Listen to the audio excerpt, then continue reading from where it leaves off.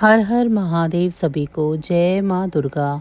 प्रकृति स्वरूपा देवी भुवनेश्वरी को माता सती के 10 रूपों में चौथा रूप माना गया है। माँ भुवनेश्वरी ने मनुष्यों के जीवन के पंच तत्वों का मूल समझाया और यह भी बतलाया कि ब्रह्मांड में मानव जाति का क्या महत्व है।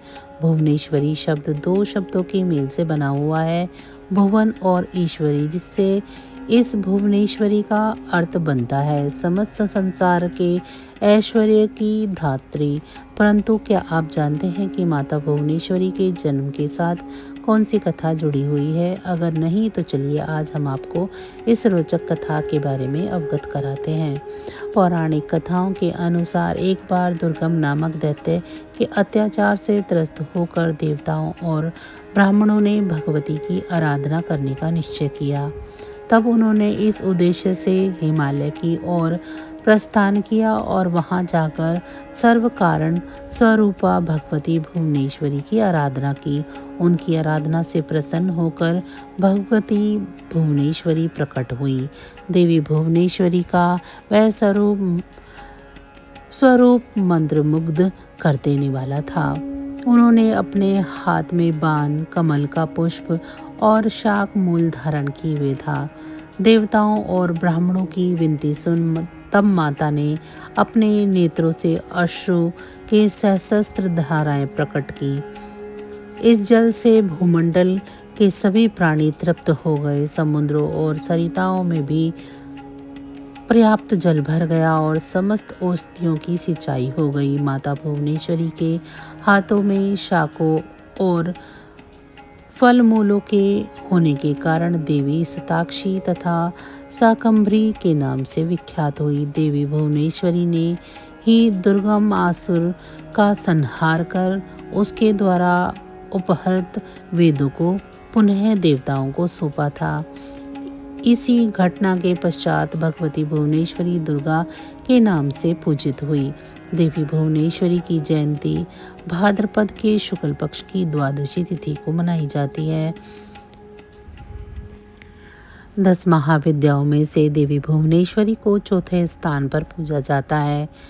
अपने नाम के अनुरूप ही ये तीनों लोकों की स्वामिनी है। प्रकृति से संबंधित होने के कारण देवी की तुलना मूल प्रकृति से भी की जाती है। आद्या शक्ति भुवनेश्वरी स्वरूप में भगवान शिव के समस्त लीला विलास की सहचरी है, यानी सखी हैं। तो चलिए आज हम आपको इनके जन्म से जुड़ी पौराणिक कथा के बारे में बताते हैं। एक बार मधुकैटभ नाम महादैत्यों ने पूरी पृथ्वी पर हाहाकार मचा रखा था।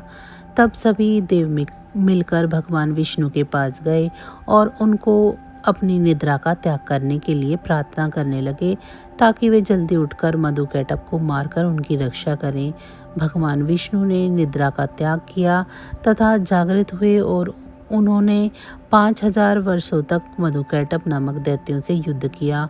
बहुत अधिक समय तक युद्ध करते हुए भगवान विष्णु थक गए और वे अकेले ही युद्ध कर रहे थे। अंत में उन्होंने अपने अंतःकरण की शक्ति योग माया आद्या शक्ति की सहायता के लिए प्रार्थना की। तब देवी ने उन्हें आश्वस्त किया कि वे उन दैत्यों को अपनी माया से मोहित कर देंगी। योग माया आद्या शक्ति की माया से मोहित होकर दैत्य भाई भगवान विष्णु से कहने लगे कि हमारा वध ऐसे स्थान पर करो जहाँ न जल हो और न ही स्थल।